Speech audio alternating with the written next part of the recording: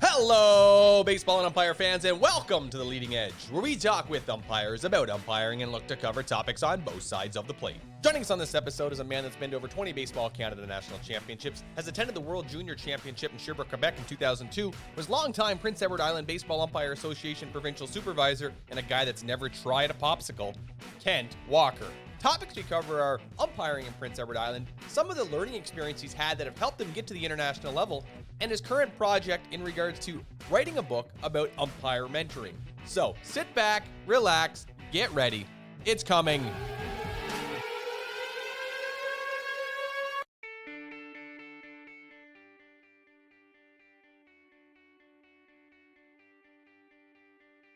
Fun baseball fact. Major League Baseball comprises of 30 teams in 27 different cities that play 2,430 games in a 780 series season that spans the length of 6 months. In order to ensure that every game is officiated during a regular non-pandemic season, it is estimated that each umpire will travel 35,000 miles throughout the length of a season. Now, I know some of you out there are licking your chops going, ooh, the mileage bill, but guess what? It's all covered by their travel agent, and there's a whole process to do it.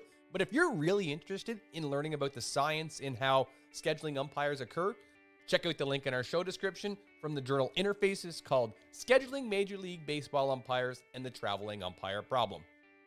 Now that we've got the travel concerns out of the way, welcome back to The Leading Edge, where we talk with umpires about umpiring and look to cover topics on both sides of the plate. Now, before we get too deep into this episode's guest, let's take a stroll down memory lane and head back to the last episode where we brought on British Columbia Baseball Umpire Association Provincial Supervisor Steve Boutang. Now, if you haven't heard that show, here's what you missed.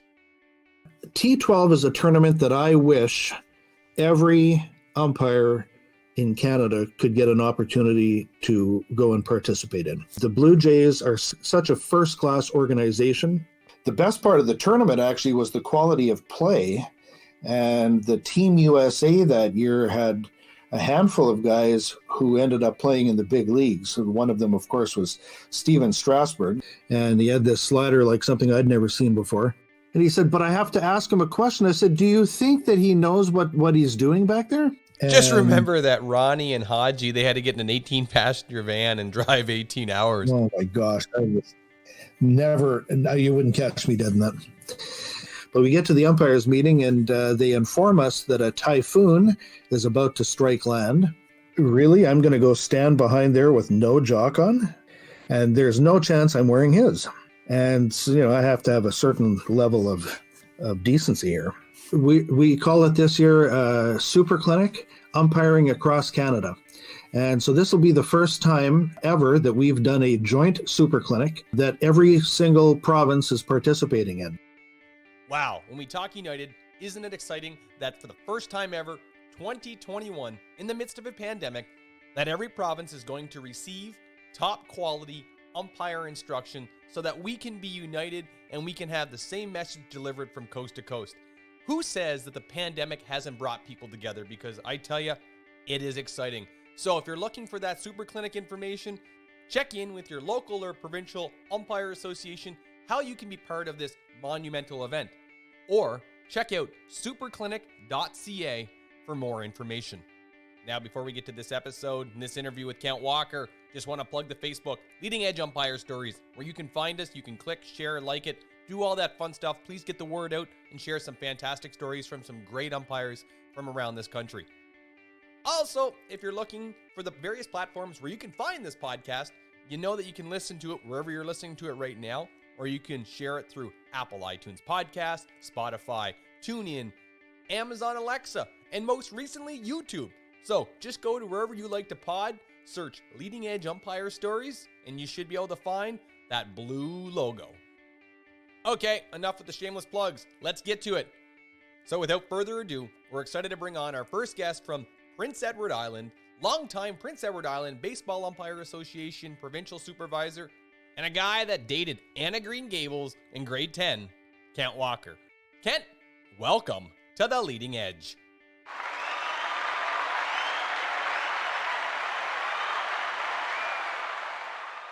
How you doing, Phil? Kent, I am doing fabulous. Thanks for asking. And right off the bat, I got to say thank you for coming on and being our first guest from the beautiful island of Prince Edward. That makes 9 out of 10 provinces featured here on the Leading Edge, so we're well on our way there. Can't lie, I'm really excited about where this is going to go today. Great to be here, and I hope you'll have more from PEI. We got a good program and lots of people with lots of good things to say. Well, I'm interested to hear what you got to say tonight. So one of the first things we like to do here on the Leading Edge is we like to give the guest the opportunity to defend themselves as a player, because sometimes they say bad players make great umpires, and you have a great resume. So share with us what it was like growing up playing baseball, or if you did play baseball. Oh, I played since I was 10. I caught from first day. A pitcher said, I'm pitching today. I got no catcher who wants to catch. Nobody else said anything. So I said, I will. After the game, he said, you did a really good job. Hope you do it again, kind of thing. So with that positive reinforcement, I stayed with it. Just to deviate for a second, I didn't start umpire until I was done playing pretty much. And I was done playing at 32. I played a lot and had a lot of fun with it and learned a lot. Well, it sounds like a lot of umpires were catchers at one time. Now, one of the things I like to ask is, when you were a catcher, were you a better umpire as a catcher than you are now? No, I was very mild-mannered, which is good because I got to say a lot of the umpires I had were questionable. There's a couple times we had one umpire all the time for our home games who liked to call balls in the dirt strikes, but he was consistent. And even as a catcher, when you want that pitch, of course, for your pitcher, but after a while I was shaking my head saying this isn't fun anymore when he's calling those. So it got frustrating, but I never got ejected for arguing with an umpire. It just wasn't worth it to me. That was his opinion, whether it was a ball or strike. My job was to catch it and throw it back. That sounds like a cricket umpire, bouncing and coming up through the zone. Almost. He could, if they hit the dirt before it went in my glove, it could still be called a strike for sure. I tell you, that's the definition of the bottom of the hollow of the knee, as they say, wouldn't it? Yeah, really. We're not talking a 12-6 curveball here either. Straight heater. Straight heater. So during your playing days, any memorable provincial or national championships that you partook in? PEI is a small province. We had maybe 4 or 5 teams in midget and junior, and the Charlottetown team was, as I remember it anyway, we were provincial champs almost every year that I played in those 5-6 years of midget and junior, 18U and 21U. The problem back then was the provincial champion, it never went to the national championships. It was a maritime champion. Okay. So we never got to go to a national championship because we always lost out in the maritime playoffs. Right. The only time I got to a national championship was with the Canada Games in '77 in Newfoundland. So that year, did PEI send a team? Yes, PEI sent a team. So Canada Games are a little bit exclusive, where every province sent a team every time, essentially. Yeah. And our claim to fame that year was we beat Saskatchewan, which, as I remember it, they won the silver medal that year. And we finished about 1-3, 1-4, but that was the team we beat, the silver medalists. Okay, you're jogging my memory here. I definitely wasn't around at that time, but we had a previous guest on the last season, goes by the name of David Bucky Buckingham. He shared with us some stories about playing in the Canada Games in Newfoundland. Any chance that you guys competed against each other, or at least were there at the same time? We would have been there at the same time then, yeah. I don't think we played Newfoundland. Bucky said he was a good ball player. Can you defend him at all, or? No, I never saw him play, but whatever Bucky said is the God's truth. You can be guaranteed of that. Well, since that episode, there's been a lot of people that have reached out and have said some wonderful things about Bucky, so I'll take your word for it. So, Kent, you say that you played till about 32 and then decided to hang it up. How did you make the transition into umpiring? Yeah, I knew that I wasn't done with baseball. It was done with me. I was a contact hitter. I wasn't a power hitter. I was an average hitter with good contact. And when I felt I couldn't make contact consistently again, it was time to wrap it up. I had coached before. There was nothing wrong with that, but I was also I had given up hockey at the age of 18 and got into refereeing. Okay. Had really good experiences with that. So when I was done playing baseball, it was either coaching or umpiring. And I guess because of the refereeing, I chose the umpiring. Well, that's really interesting, Ken. Now let's change for a quick second and talk here. You say that you refereed hockey. Do you still referee hockey? I don't anymore. Once I started traveling with work and things, I gave it up. I made it to a level 5 umpire. At the time, I was the youngest level 5 umpire in Canada. Okay. Probably, I don't remember now, probably about age 22, I made level 5. Okay. So I got to do a lot of high-level games. Enjoyed that immensely. Okay, the reason why I want to talk hockey is I want to ask you from over the years, do you think that refereeing and being a multi-sport official has provided you any benefit to umpiring?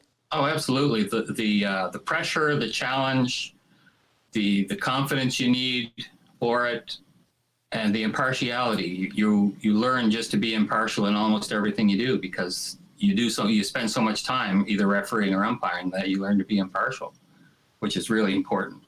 Oh, yeah, and I think sometimes we learn some stuff in one sport and then we get to apply it in another sport, so we get to continuously work on some of the numerous skills that we acquire from the sports and from different people and hearing different philosophies of officiating. I also think that it doesn't provide a lot of downtime so that you can continuously work on it instead of learning it one year and then coming back the next. Yeah, they're completely different sports, and you need two different skill sets for it, but there are some things you can take from it. But the thing I enjoy most about umpiring is the challenge to be able to do a perfect game. It never happens, but you always strive for it. So you can transfer that to any sport. Well, you say it's never happened. You haven't watched me umpire in a long time then. I've seen you. You're pretty perfect. Well, I appreciate the narcissistic forced comment, but I'm far from perfect. But I have to ask, why did you get into officiating?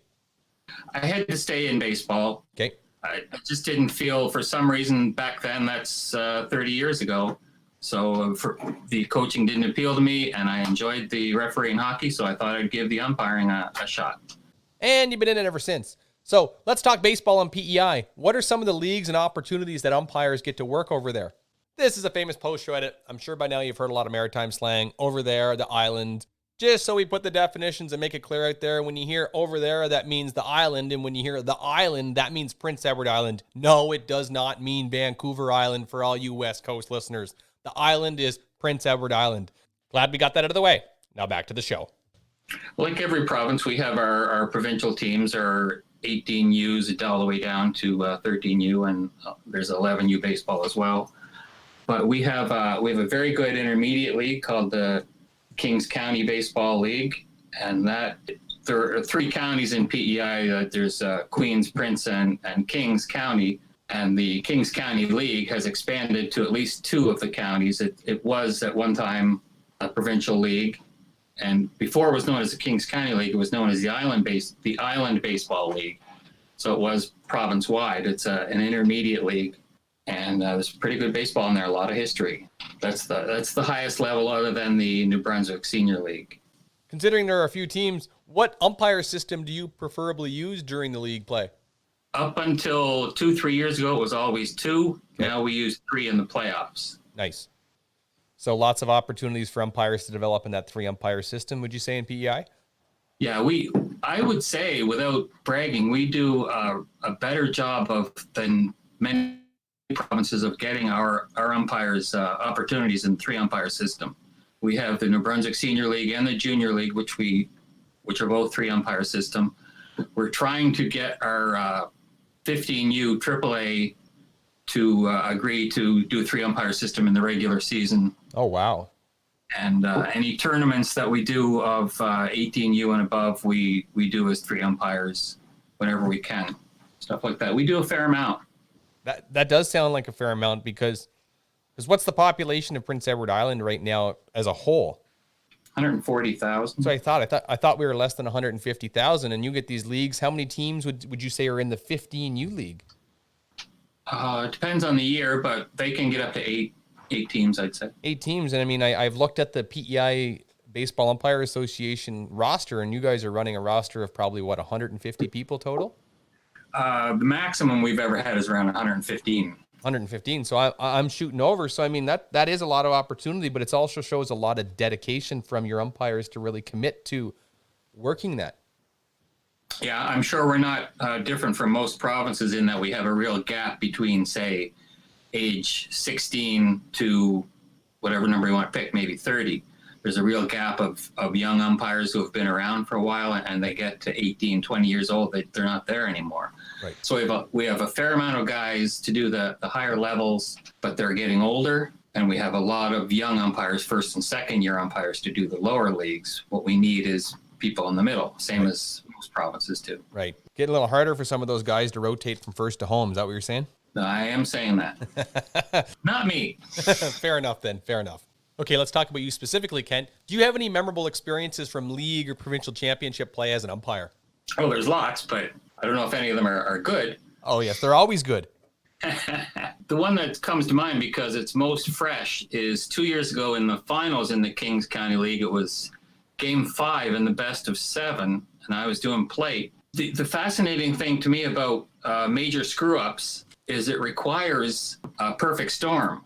It's not just one mistake that leads to a fatal error by an umpire. It takes 3 or 4 different things. So what happened on this play, it's a 2-1 game for the home team, and they've got less than 2 out with a runner on second. The batter, it's a 3-umpire system. The batter hits a fly ball to left field. It's a can of corn. As it takes him toward the line, that's the plate umpire's responsibility. That's me.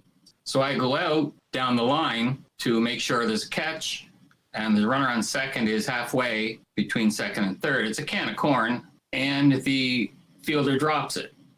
So that's part 1 of the perfect storm. Part 2 is I'm halfway up the line. Part 3 is nobody else is watching that play. I'm just trying to remember the rest of it. So now the runner from second is coming home. I have to scramble to get back to the plate. I stop again to make sure that he touched third, but he's already got a head of steam up because he came from halfway at second. I stop to watch him touch third. Now I can't get back to third base line extended where I'd like to be. The throw comes in, he slides in, I'm behind the catcher, basically first base line extended. So the catcher makes the tag toward first base with the ball, with his body between me and the ball. The ball is there in plenty of time. The guy slides in, I call him out. Everybody's happy except the home team, the runner who slid in, that's part 3 of the perfect storm. I was first base line extended. Now part 4 comes, I realize that something's wrong because you can just tell when you screw up by the player's reaction. So we have a conference with the other 2 umpires. And first base umpire, it's not his job to watch the play at the plate. He saw nothing. The third base umpire, he went out on that ball. So I'm trying to remember why. I guess we had a miscommunication, and he went out on that. So here's another mistake that I made, is I didn't ask him if he saw what happened at the plate because he's out in left field. I don't think he can see anything from there. So I didn't ask him. First base umpire saw nothing, so I had to go with my call. They show a series of pictures in the paper the next day, 4 pictures with the ball on the ground. There's always that local reporter that's right there ready to make sure that you got it right. Great guy. So it took a combination of events. I screwed up several times on that. It wasn't just one that it took, but it all started, I'm going to blame the left fielder. He should have caught the ball. Right. We can't call a perfect game unless they make a perfect play. Yeah, it's his fault. Right. But the lesson there is, at least if you're consulting with both partners, then ask both partners, because it turns out the third base umpire, even though he was out in left field, did see that the ball was on the ground. He should have offered his opinion, even though I didn't ask it. But he didn't, and I didn't ask him, and I would have gladly taken it even if he was from out in left field, that he saw the ball on the ground, because it was the right call. And I asked the catcher later. I had a good relationship with the catcher. He came out the next inning, and I come up to ask him, did you catch that ball? And before I got there, he said, don't even ask. That's information on a need-to-know basis. That's the most recent one. There's lots of stories from that league because it was a rough league years ago. Now it's turned into more of a baseball league, but it used to be, if there wasn't an ejection and a fight, then it wasn't a real game. Years ago, it was rough. Oh, you've just opened the door and made it sound so juicy. You got to share with us then, what are some of the fun that you've had in that league over the years? My first game in that league, and my first game umpiring. Now, when I was a teenager, I'd fill in an umpire game and not know anything about it, but I did have some umpiring experience. But I had baseball experience. So I went to the meeting that year and joined up, and my first game was in the intermediate league. And so they didn't put me on a 15U or a 13U game. They put me in the intermediate league on the bases. Center field, the outfield is contained by a rope. Buddy at bat hits a ball to deep center. I can't go out because I'm in the infield. There's runners on. And the center fielder dives for it, catches it, and falls over the rope. Okay. This is my very first game in this league. So I know, because I've been around, and it actually happened to me once as a player, that if he catches it and his momentum then takes him over the rope, it keeps the catch, it's an out. Right. So that's what I called. But all they saw was the ball's over the fence. It's Right. a home run. So you get about 6 different guys yelling at you from both sides. But, that's the very first game. Well, thanks very much. And a lot of people don't come back after that, but I wasn't that smart. And there used to be fights in that league all the time. And people would say, if you eject me, then I'm going to come get you and stuff like that. But if you're judging that by today's standards, that's 15, 20 years ago. It was different time then. It really is. We put up with a lot more back then. Oh, for sure. It really was a different time. And, some nights you hear stories of people working all day and just kind of prepping to go to war every night. Like, I don't know what it would be like as an umpire to go and just get ready to fight all night. That doesn't sound like fun. It was tough. Oh, yeah. And you hear all these stories of things being personal off the field. Small town, not easy to umpire in. And after you've called the last strike, you're like, I've given you everything I got. I didn't intentionally try to screw you. Yeah, if I saw a person in the grocery store the next day that yelled at me the day before, I don't care anymore. It's gone. No, and that stuff's hard to deal with when you live in a small town and, small province. It really is. It gets to a person. That's a big play for your first game, and there's multiple rules and situations that have to be awarded. In that situation, how would you apply that today, knowing what you know now? It's an out if he catches it in fair territory and his momentum takes him over the fence and he maintains possession of the ball. It's an out. And always was, always will be. And then we award bases as needed.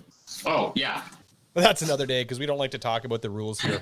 That was the last thing on my mind at the time, where I'm going to award bases on that, because I had 6 guys telling me what they knew.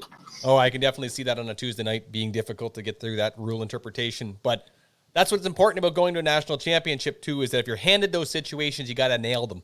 Now, you bring up crew consultations, and I think I want to take a minute here and talk about it. And one of my pet peeves or beef with people who gather for crew consultations is when I'm asked what I saw, that my partner starts arguing with me after they need help.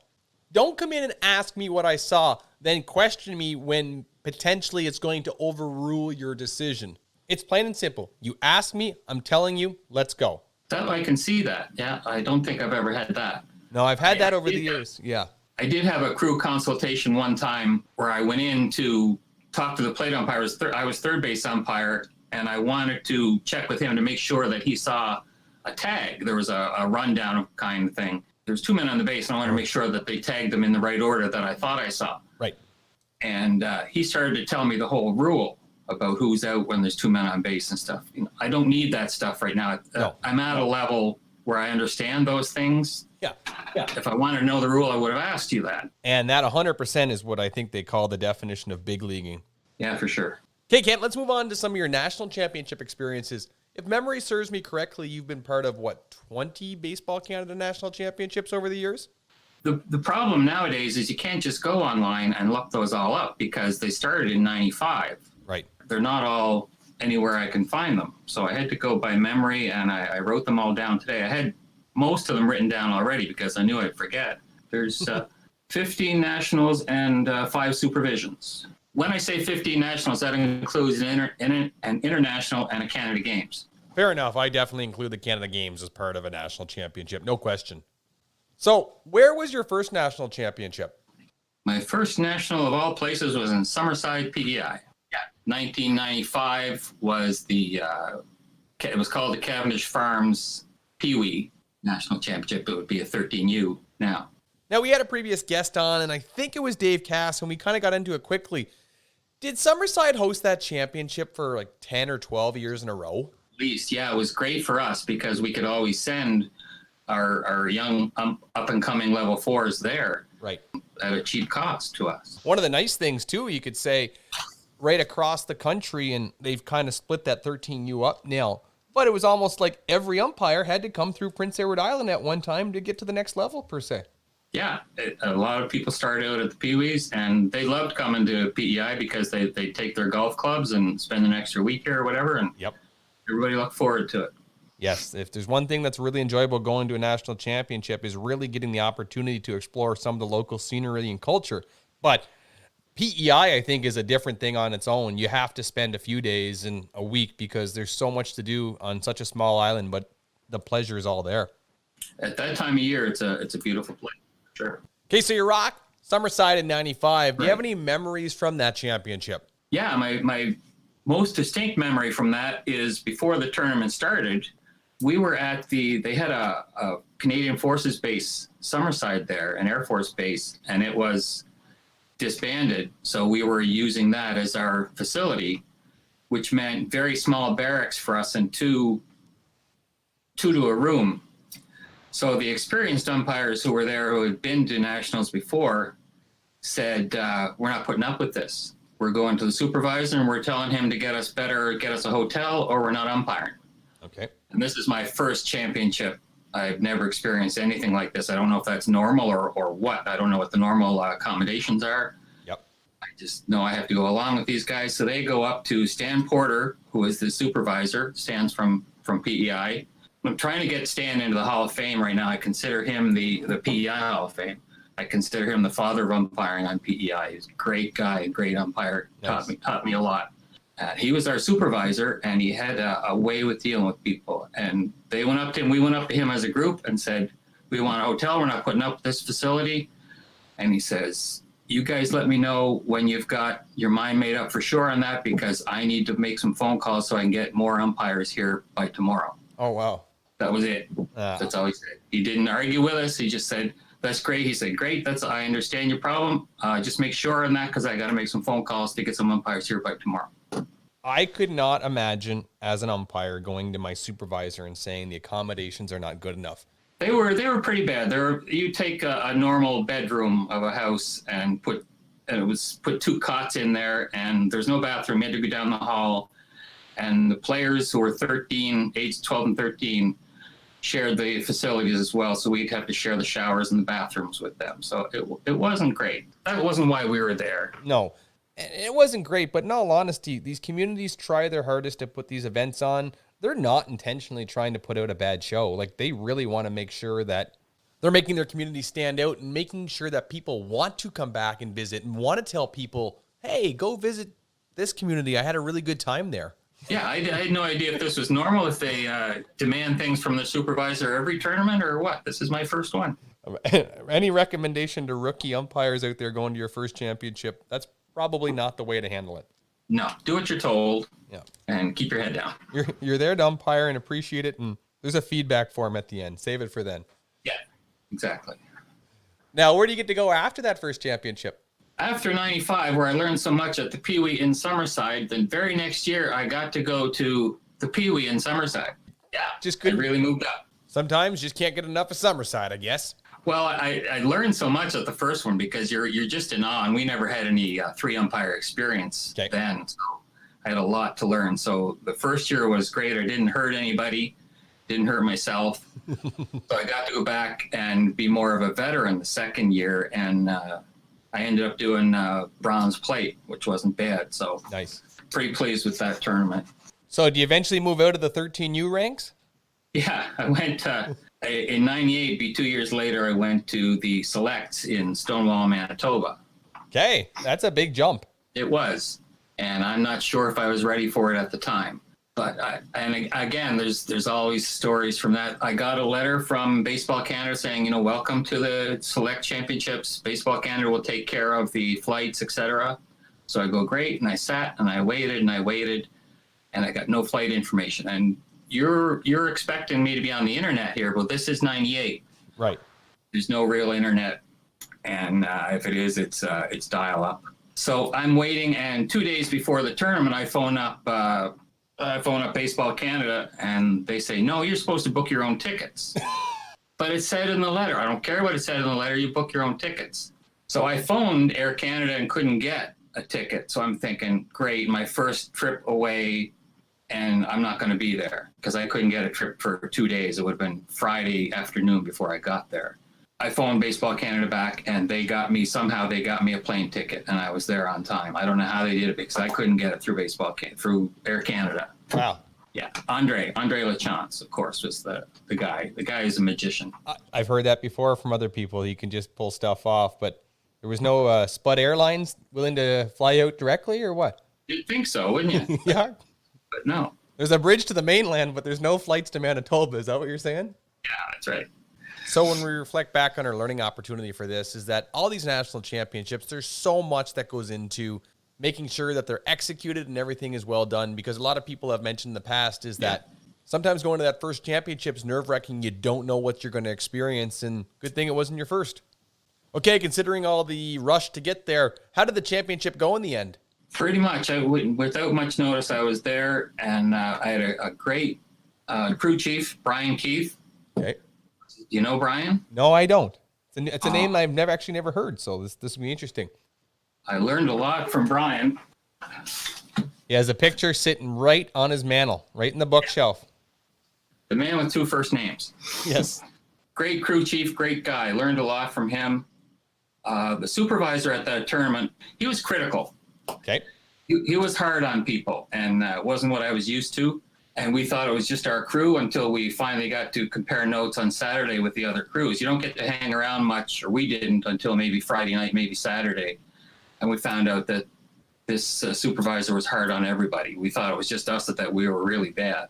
But it just turns out that was the supervisor's way. What I did learn is he came in after our first game. Brian Keith did the plate, and he yelled at Brian about something he didn't like. I don't remember anything else that he said after that. Right. So if he said good things about me, bad things, I have no idea, because once you come in with a big negative yelling in somebody's face, you don't remember anything else after that.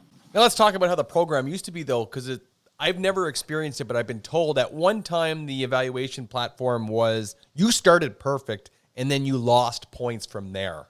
Yeah, and that's right. And the mentality was you had to just show up and be able to do it. It wasn't so much as, one, a learning opportunity, or two, meet a competency or a standard and be able to work within that standard and then kind of excel from there. They had high expectations. Right off the get-go. They didn't expect they'd have to teach you better ways. They would just sit back and mark you on what you did, right, or didn't. And that's a better way to put it. It was about marking what you were doing, not about learning and making sure you don't do it again. Yeah, there's no thought about this guy's going to be around for a few years. Let's teach him a few things. Right, and I think this is what's changed within the Baseball Canada program, and it's for the benefit. Now, let's go back and look at when you work in your local community, you work in your local clique, you get feedback from the same people over and over and over again. But the benefit of going to the national championship is you get to hear feedback from different people and learn things as we go. But don't get me wrong. You are expected to show up. You are expected to know the rules. The idea is that you should be expanding on your knowledge, not learning for the first time when you're there.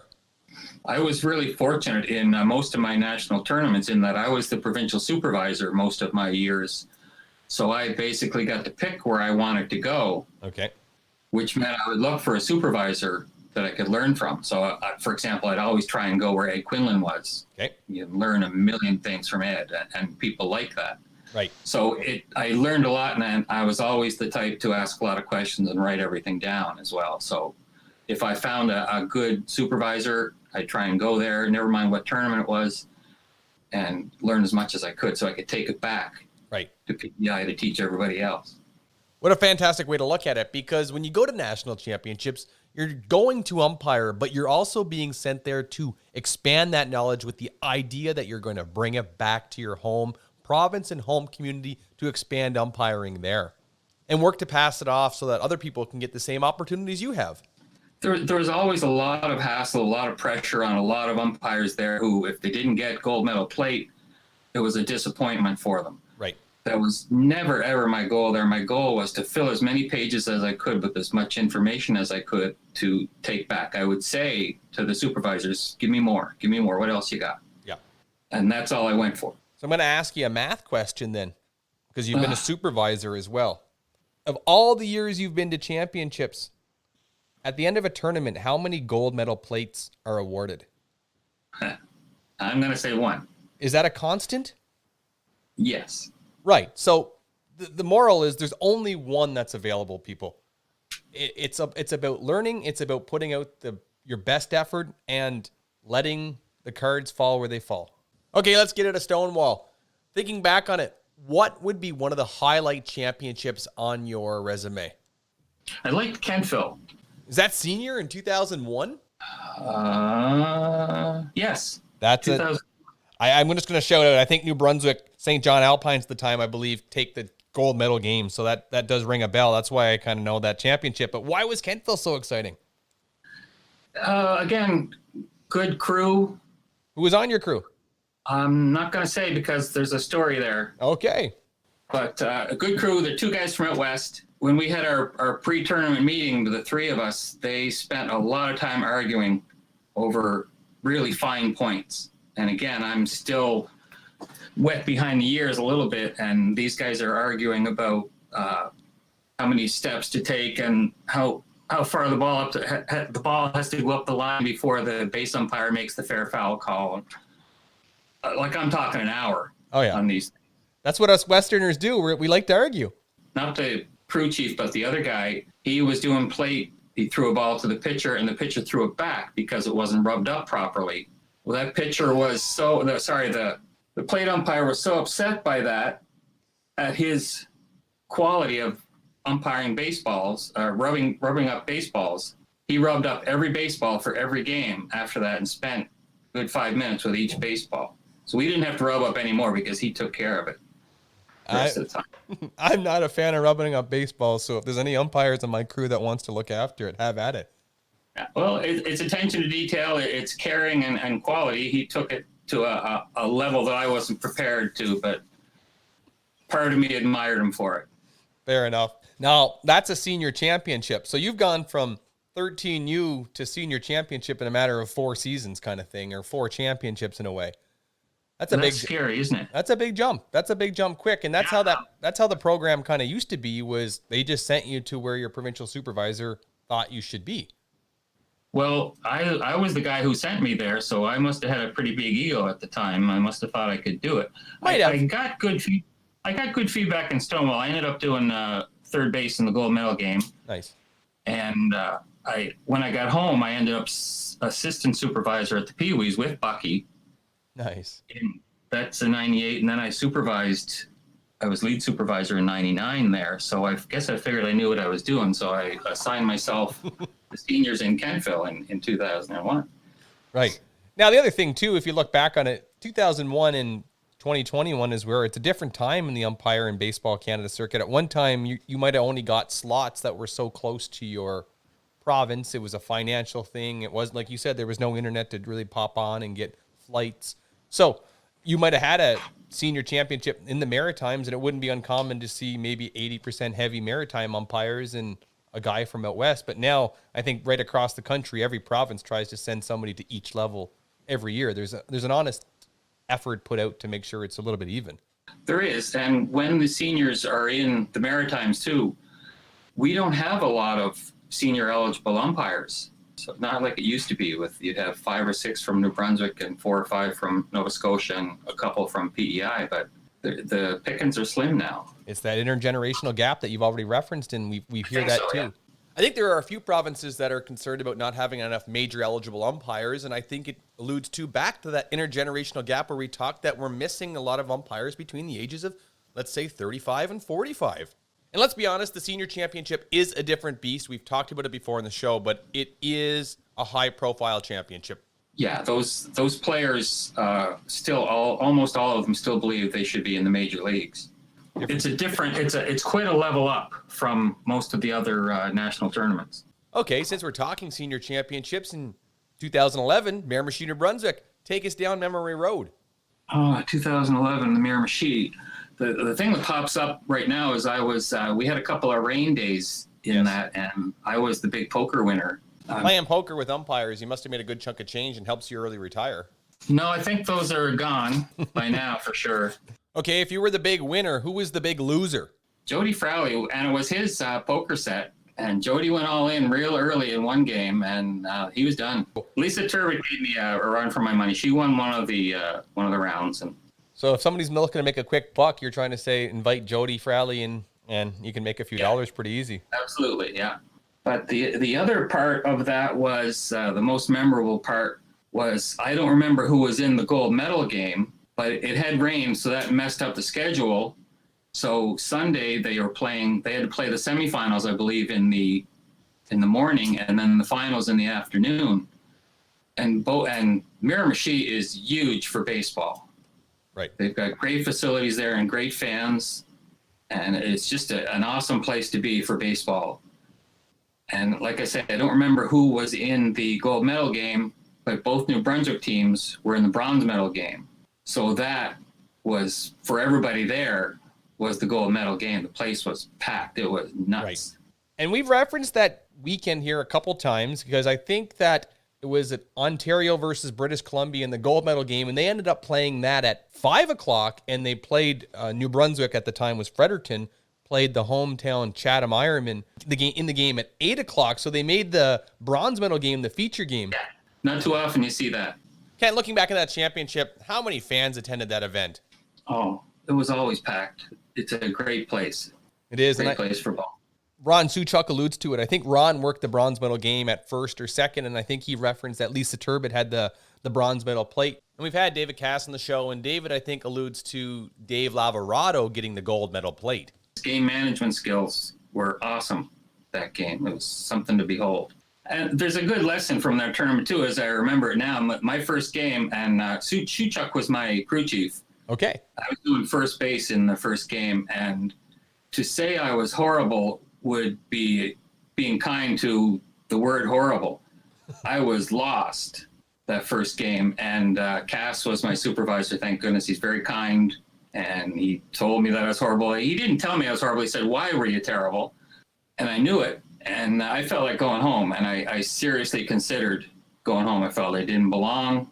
I shouldn't be there. I'm hurting the rest of the crews. I didn't know what I was doing, and I seriously considered going home. I had such a bad game. Didn't make any bad calls. It's just freezing and forgetting rotations and stuff like that. But I didn't hurt the teams, I don't think. It just hurt my own crew. But the moral of the story is I had a good talk with myself and decided what I need to do is not quit, but work harder. And I improved every game after that and got complimented for it because I didn't give up. I'm not trying to brag here. I'm trying to show people, don't give up. Don't be hard on yourself, but learn from it. Work hard, and you can come through the other side okay. Right, because we can kick a call.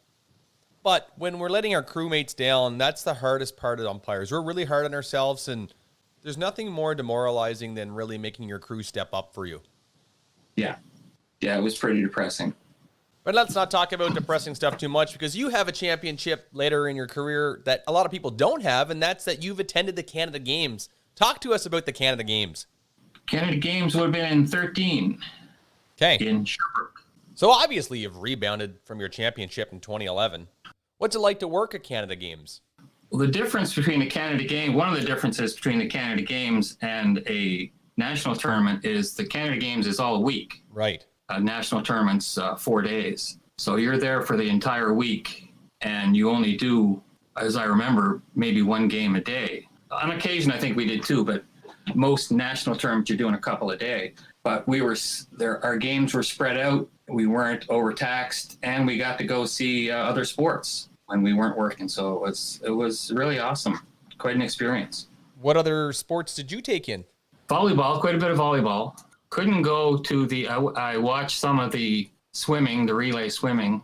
Couldn't go to the sailing because some of the other guys had been, some of the sailing officials were in the same room, same lodging as we were, and some of the baseball umpires gave them a pretty hard time, so I couldn't go watch them. Who were some of your crewmates at that championship? Keith McConkey was there. Okay. Bucky was there. The first or the second time? That was his second. We've heard about that in a previous episode. Did you hear that he didn't finish either one of them? Well, that's the rumor. That's the truth. So he got hit on the head with his first one. He wore a normal plate mask, and he got hit on the top of the head and got a concussion and couldn't finish. So for his next term, he got special permission to go to a second national Canada Games. You're only supposed to go to one. So he wore a bucket the hockey mask Yep. for the second one. Figured he's safe from concussions now. The ball went in the dirt, came up and caught him under the chin and gave him another concussion. He was done again. It's funny now, but the poor guy. And Rob Allen came on the show previously and shared with us a story where Bucky goes down, and then a little while later that night, all of a sudden he's standing outside the umpire room or the umpire meeting with an adult beverage in his hand, smiling. Everyone thought Bucky was gone, a goner.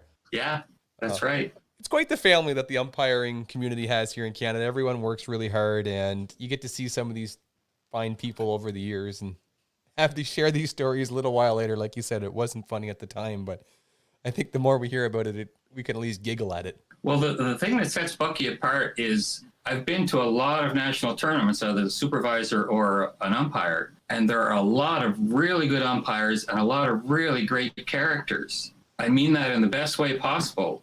And Bucky is pretty much head and shoulders above the rest of them as a character, for sure. Yeah, he was a lot of fun. Probably Dave Cass would run second, but Bucky's got to be the tops by far. With Dave Cass, is that before or after his signature pool dive? I love the dive in the pool. Were you there for that? Yeah, I was. Okay, it's only fair. You need to share your perspective on that story. He was saying he wanted to dive in the pool, and it was November, and the pool was not open, but it was still filled, thank goodness, because he was going in. We're standing around the pool again, having an adult beverage, and all of a sudden comes this train with momentum and jumps right in with a big cannonball, huge cannonball splash. Then as he crawls out, here comes the night manager saying, "You're not allowed to do that."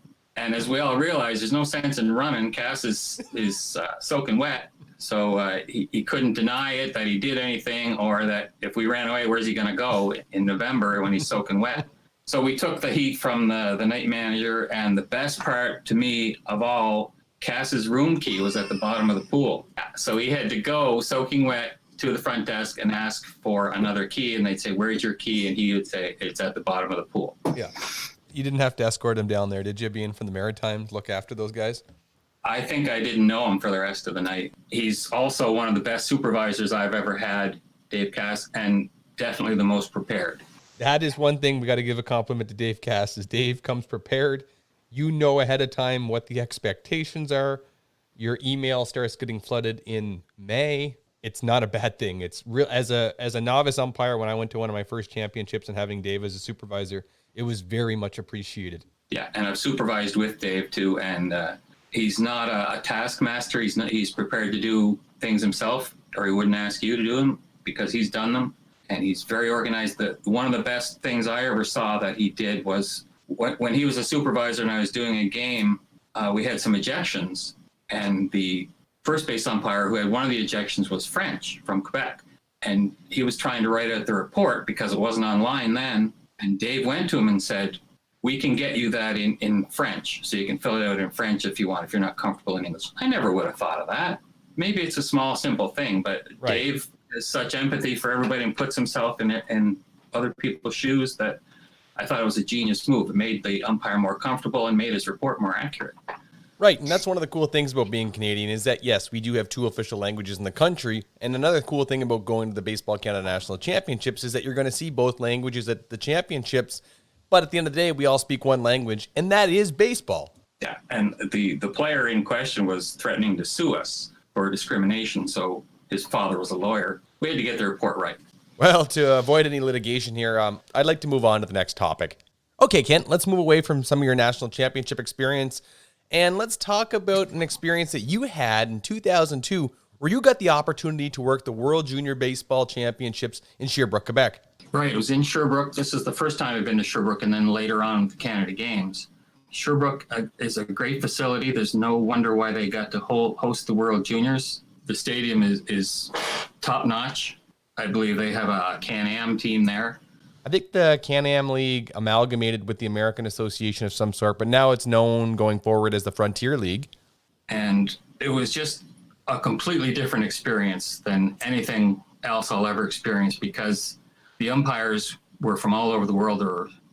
We used 4-umpire system at the World Championships because it's harder to communicate with everybody speaking different languages, and everybody has different systems.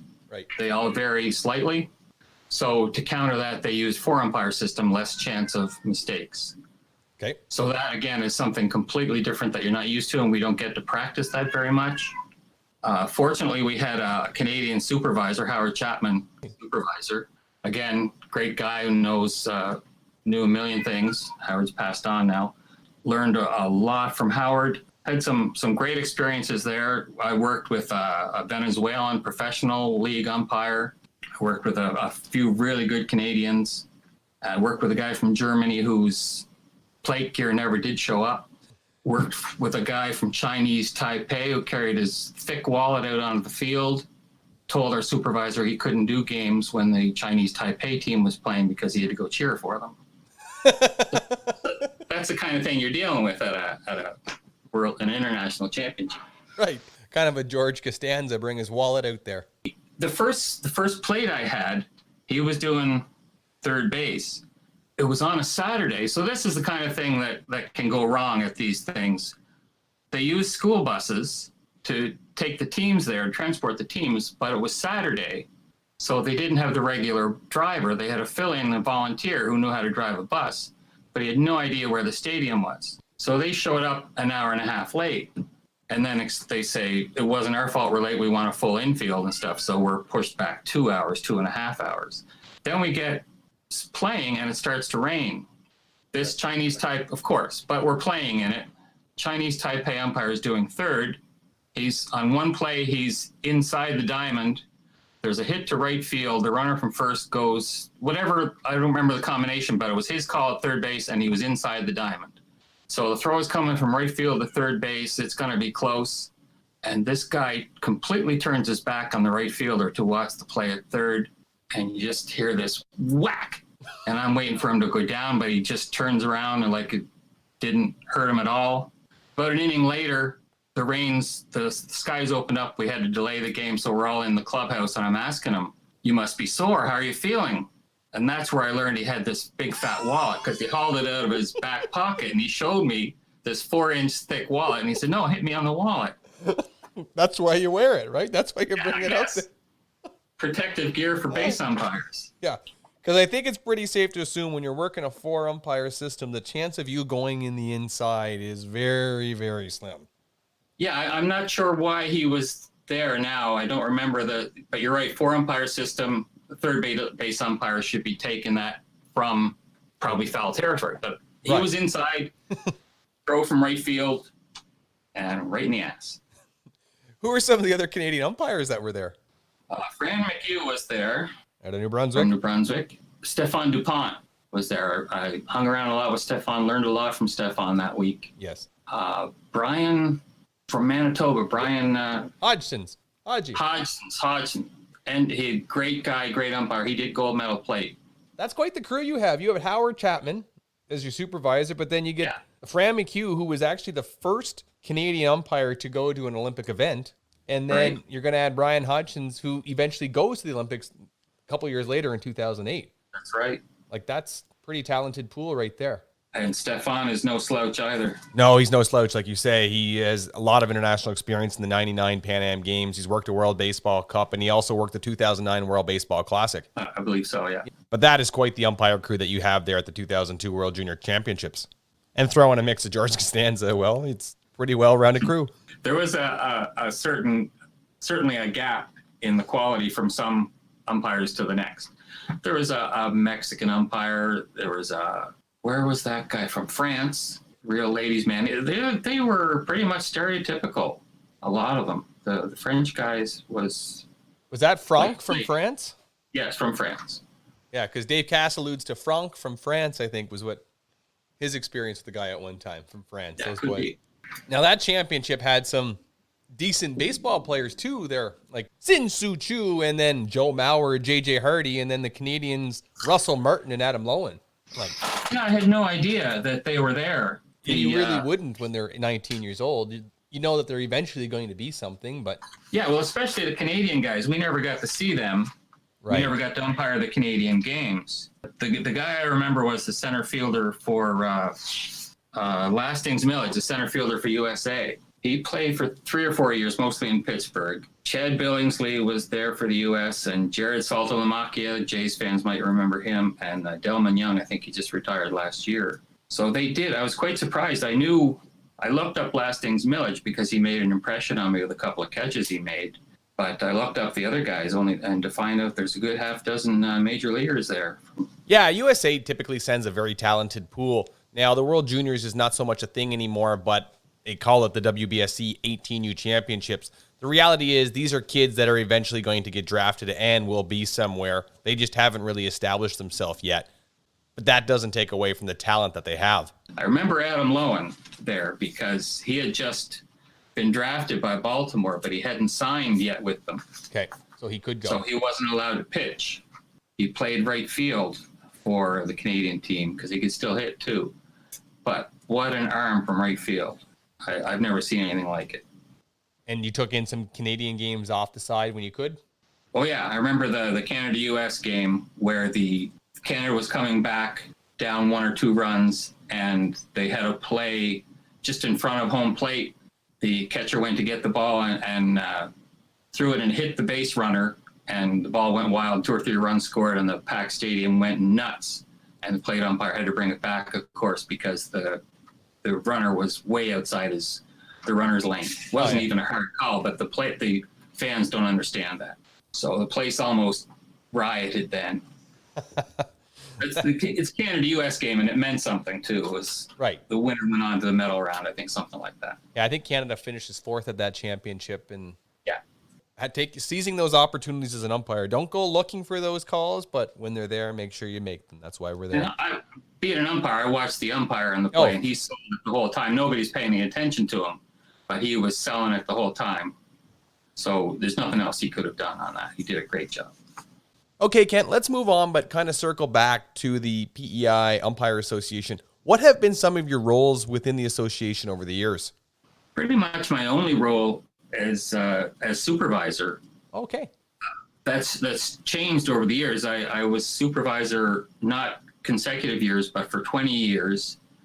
And when I first took over, there was a president who ran the association, and the supervisor ran the quality of the umpires, the training of the umpires.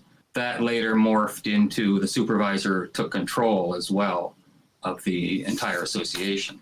There were things like that's all I've done, be provincial supervisor, and that involved a lot of different hats, like writing the Constitution, writing a procedures manual, things like that.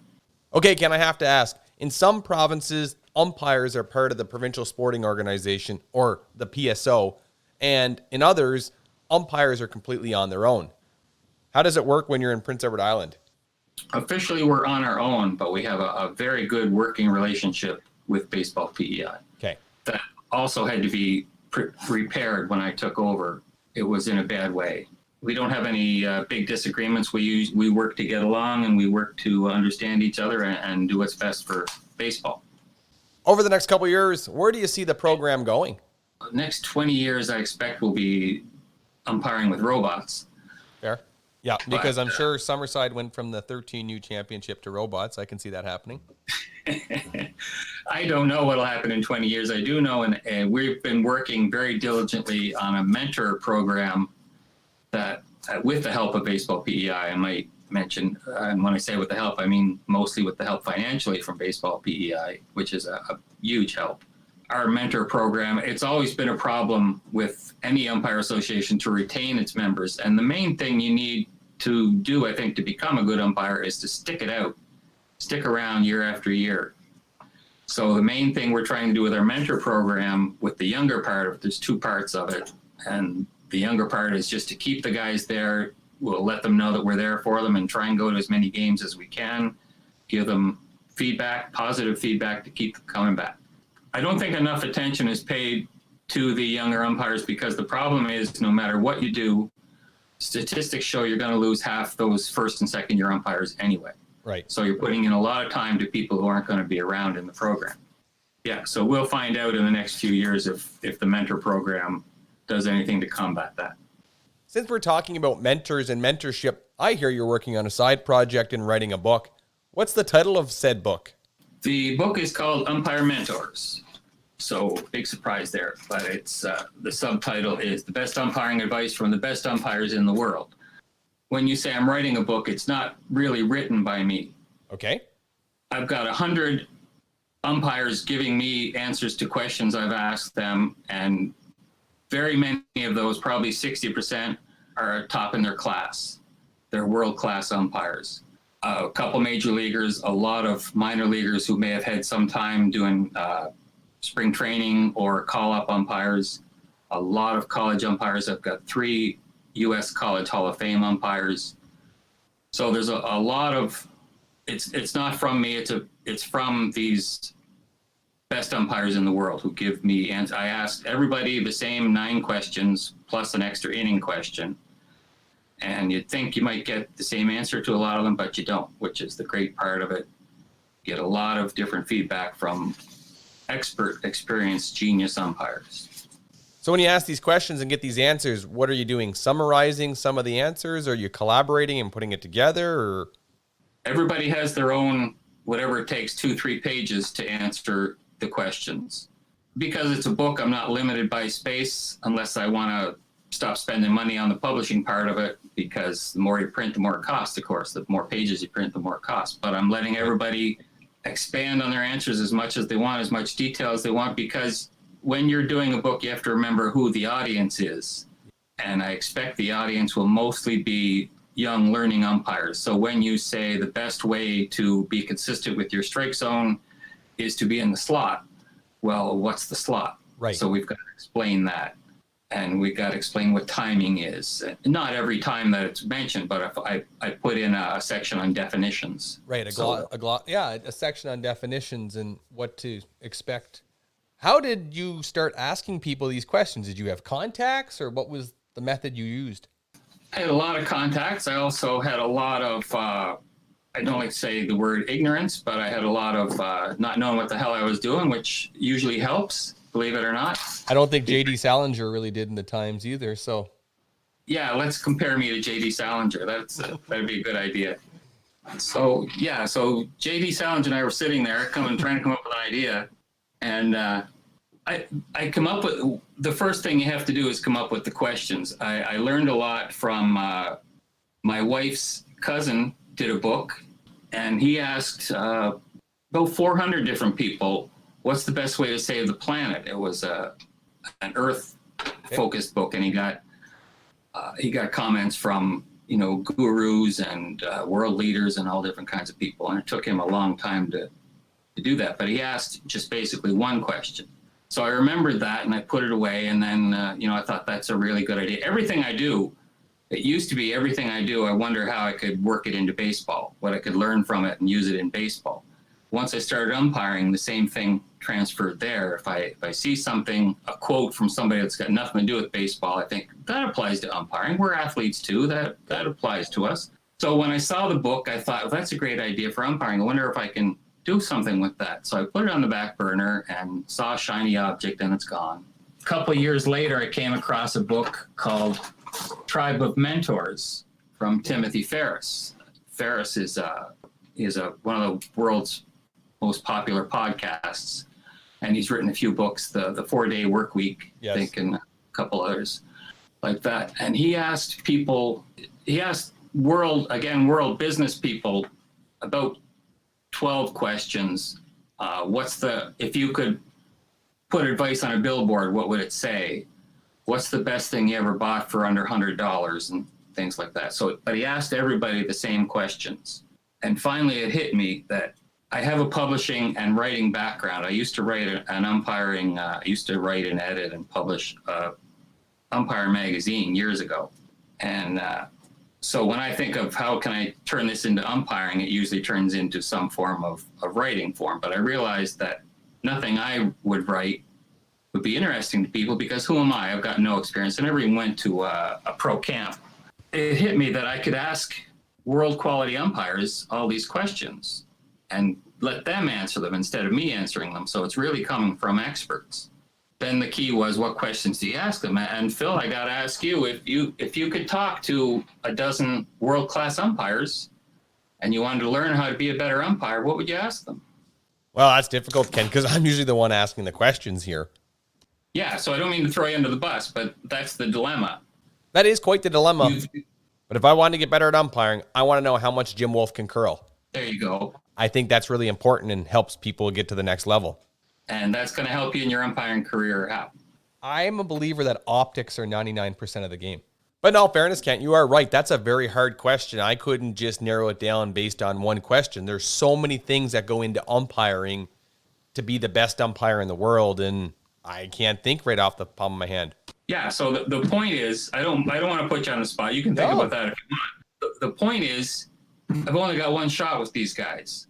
If I'm going to ask them questions and they're going to answer them, I can't go back to them and say, never mind that one. What about this question? So I've got to get the questions right. So I spent a lot of time asking other people I knew. I've been around for a few years. I know some people. And we talked about some of the questions. We come up with maybe 15 or so. And I realized I wanted it to be 9 questions. Any more than that, it's just too many. And plus, we can tie it into the innings of baseball. First inning question is this. Second inning is this. So we pared it down to 9, but I wasn't satisfied. That left out one question that I needed. So how do we work in the 10th question? We make it an extra inning question. There we go. We've got 10 questions.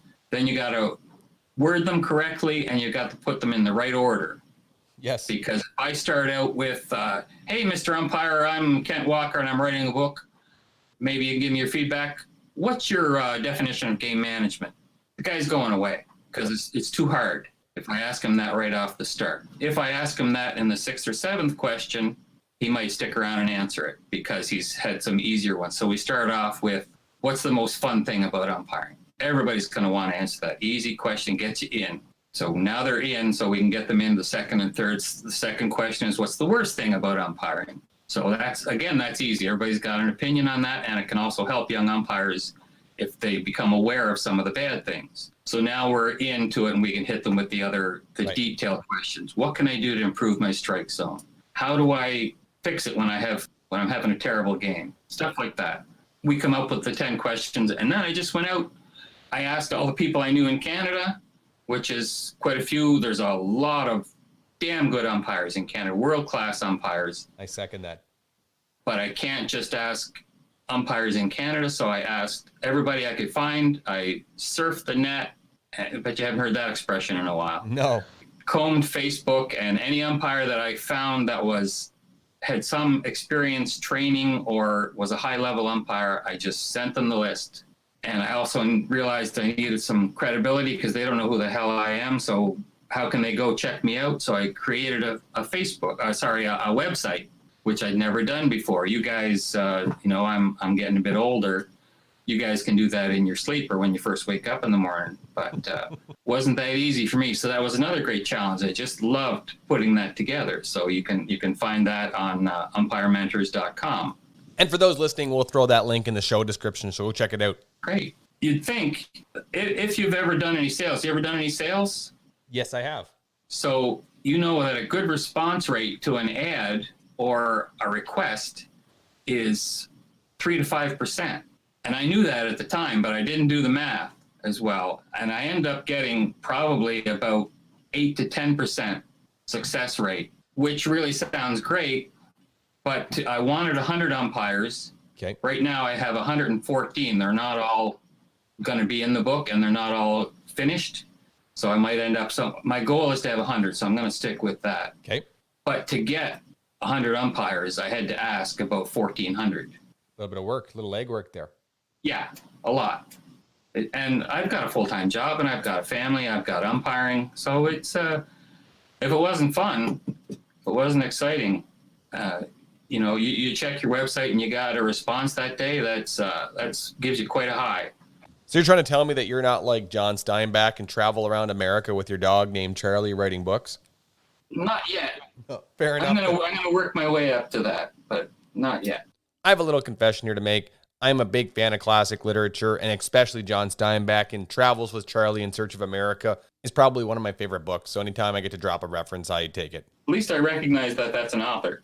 But Ken, when can we expect to see that book hit the shelves? Well, I started out about last February expecting that it would take 2 to 3 to 4 years. Right now, it's with the contributions I have and putting them in the book format, which takes a lot of time, probably an hour each at least. I'm about 85% done of that. I don't have 100 I have 100 responses, but I've gone back to the people. There's about 20 people left that I need to get them to expand on their answers. So whenever that is done, then I can begin the publishing phase, optimistically hoping for sometime this summer that it'll be all done. Oh, wow. Well, we will keep our listeners updated, and once that drops, we will definitely update our listeners and put links in the show description. So thanks for doing this. I look forward to reading it, and good luck with it. You're quite welcome. It was fun. Okay, moving on, Kent. One of the favorite things that we do here on The Leading Edge, because we've already asked enough questions, it's called 10 questions. I'm going to ask you a question. If I like the answer, and if we disagree, At least as long as they're opinion questions, not knowledge questions. Okay. Well, you've been asking people lots of 10 questions, so I'm going to ask these ones. I don't know how much it's really knowledge. It's a little bit, it might get personal, but you'll appreciate it here in a few minutes. Okay, coming from Prince Edward Island, I want to know, how many PEI dirt shirts do you own? 0. How can you own 0? Just not my thing. Oh, come on. That's like a staple of anybody that visits the island. You got to leave with a dirt shirt. Yeah, I don't visit and I don't leave. That's what I've heard about those islanders. That's why the bridge, you got to pay to leave. So they kind of scam you to get on, and then... Well, see, I always tell people, we love to have you here, so it's free to come. Right. But we hate to see you go, so we're going to charge you if you want to go away. Okay, well, another PEI question. Majority of these are. I'm not going to lie to you. Okay. In an average week, how many potatoes we eat? In an average week, that counts French fries? Oh, yes. So potatoes, I'm going to say in an average week, including tonight, would be 5. If that's not a staple of the island, what is? Oh, yeah, for sure. There's only one kind of French fry. What is it? Cavendish. Well, since we're talking French fries and food, what's your favorite flavor of Cow's ice cream? Oh, I know this one. Gooey Mooey. What's so tasty about it? It's got caramel, it's got chocolate, it's got brown sugar in it. It's got pretty much every food group you ever need. Oh, it's just healthy, and it's completely good for you. It sounds delicious. And get it in a nice waffle cone, or do you put it in a bowl, a waffle bowl? I have never had a waffle bowl. I don't think that's a thing. It is. You gotta have it in a cone. Oh yeah, there's only one way to eat Cow's ice cream. Yeah. Oh, it's good. Oh, and their chocolate covered chips. Sometimes they get them out here out west in the bulk barn. I've only had those once because they're dangerous. They are. Anybody not in Prince Edward Island, check out your local bulk barn. Every once in a while, they'll bring in some chocolate covered Cow's chips, and I promise you, you'll go back for more. Yeah, you think that wouldn't work, that combination, but it's pretty good. Sweet and salty. Oh. Have you ever met Anna Green Gables? Yeah. Yeah, she's very bubbly, very friendly, and she's outgoing. So you're here anytime you're going to meet her. Times have changed on the island, but if you had a preference, would you have a can of pop or a bottle of pop? It depends. Depends on the day. No, it doesn't depend. There's only one way to drink pop. Oh, tell me. Out of a cold glass bottle. That's one of the things that was so exciting as a young lad heading over to Island by. Was getting a glass bottle of pop. But back in the day, you couldn't get canned pop. That's what I'm trying to say. Yeah, that. Okay, share with us a little history or story lesson here for our listeners. I don't know how deep you want to go, but the industry was controlled by a local pop manufacturer, so they didn't want cans on the island. So the government said, okay, whatever you'd like, no cans. Anytime you went on the ferry to go to New Brunswick or Nova Scotia, you would ask all your neighbors, we're going across, do you want any canned pop? The pop wasn't illegal on the island, but the cans were, or selling cans on the island. It wasn't illegal to have it, it was illegal to sell it here. So you could go to New Brunswick and Nova Scotia and bring back as many as you could, no problem. But it was because you couldn't have it, it was something that we always wanted. Right, no different than me coming over from New Brunswick and being like, I don't get cases of bottle of pop. So it was kind of exciting for me, vice versa. Okay, yeah, sure. Yeah, but the one thing too about those bottles of pop is you needed to have an opener. They weren't a twist off. No, not then. So can I have that buzz back? Did I make a... Since we're keeping score that we're not keeping. But the one neat thing though, if you say there's a conglomerate of it or controlling freak of it, was that you could just take your bottle into any store and they would just swap it out for the deposit. Yeah, I mean, that's true. Now you actually have to take it back to probably a depot somewhere. So you couldn't get and you could walk into the store and go, I have 6 bottles. Give me my $1.50 kind of thing. That's right. You could. Well, yeah, whatever it was. Yeah. Now they're only worth a nickel. But you could take 6 bottles in and get a brand new full bottle. Going through the ditches looking for bottles so that you could get a free one. Okay, you're coming from downtown Charlottetown. In your opinion, where's the best restaurant to eat if you're not from town? I'm not a good restaurant eater. If you're not from town, the best place to eat... Well, where would you just send somebody? It doesn't have to be anywhere fancy. You know what? I would go to Sims. Sims. What's special about it? It's a steak. It's high-end. If you're looking to spend a little money, that's the spot. Really? We're going to go to Prince Edward Island, surrounded by water, and you're sending them to a steakhouse. I don't eat shellfish. I don't eat fish. Oh, that was the next question. It was going to be like mussels or lobster. Yeah, neither. Wow. No, never acquired the taste for it. Okay, I have a confession to make, and this seems to be a night of confessions, so let's just get on with it. I don't have a big taste for it either, and I get hazed for it all the time out west, but in reality, I was raised where the idea where my father said when he was a child, if you ate seafood, you were considered poor.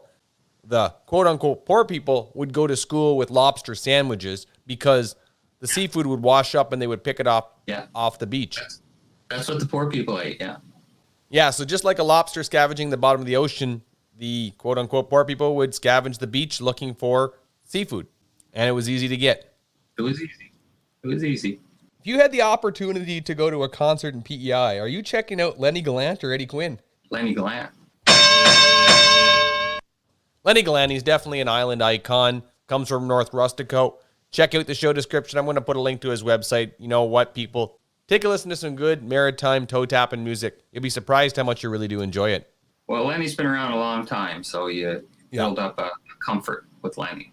Considering your longevity in the game, what do you prefer, wood bat or aluminum? Oh, my God. Why would anybody use an aluminum bat? Seems like the thing to do in college baseball and NCAA. And they really shouldn't. If it wasn't for the sponsorship, somebody's going to get killed. The pitchers are throwing harder. The batters are getting stronger and faster. It's not going to end up good.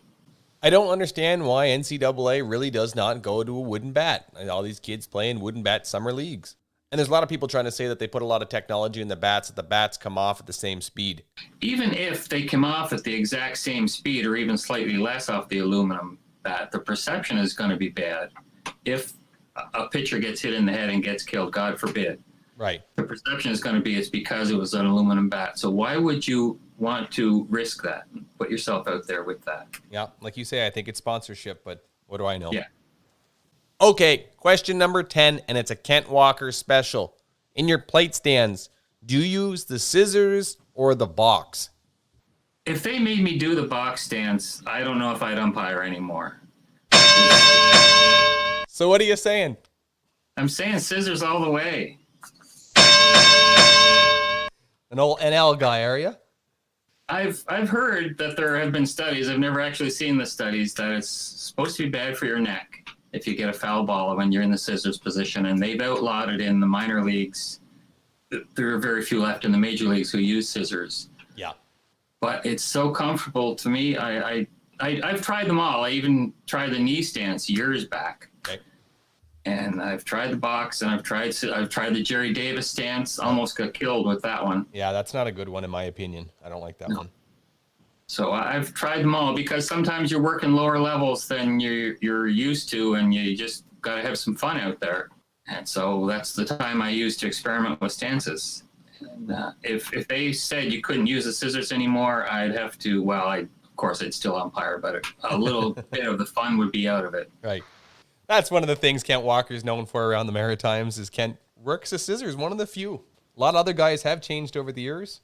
The problem now at the Nationals is because it's not taught anywhere, the supervisors who are turning out more and more to be younger than me, don't know how to deal with the scissors. Okay. I had a supervisor at the tournament you and I were at. He watched me do a plate and he said, your head's too low. And then he said, you didn't miss a pitch, but your head's too low. How can my head be too low if I didn't miss a pitch? He admitted that I didn't miss a pitch. Right. As far as he was concerned, not as far as I was concerned, but as far as he was concerned, I was 100%. But he downgraded me because he didn't know how to deal with the scissors. Right. Maybe my head was too low, and he can certainly put me down for that. But because it shouldn't be. But that's not the scissors' fault. That's my fault. Well, the scissors is a slowly dying art form, I guess. Jeff Bryan still does scissors. Jeff's only in his 30s. Okay. Here, and he's an up-and-coming young national umpire. He'll be going to Canada Games next. It'll be around for a while yet. Fair enough. Here. As far as guys in the majors, I think Jeff Nelson and then Jerry Meals might do a little modified scissors, but CB Buckner, and there's a couple others who escape me now. And there's one or two who do scissors for left-handed batters and box for right-handed, or vice versa. Rob Drake, I think, is one of those guys. I think you're right. Yeah, and which just boggles my mind. I don't know how you can switch stances, but those guys are a different level anyway. Right. Andy Fletcher has gone to scissors. He used to be a box guy. Yeah, when you're one of the few scissors guys, you notice these guys in the major leagues that you see on TV all the time, and you try and identify with them. Right. My favorite umpire of all time was Ed Rapolano, who was a scissors guy. So I kind of copied him. Who would you say your favorite umpire is right now? Jeff Nelson. Fair enough. Again, scissors guy, but he's a leader. He's a crew chief. Yeah.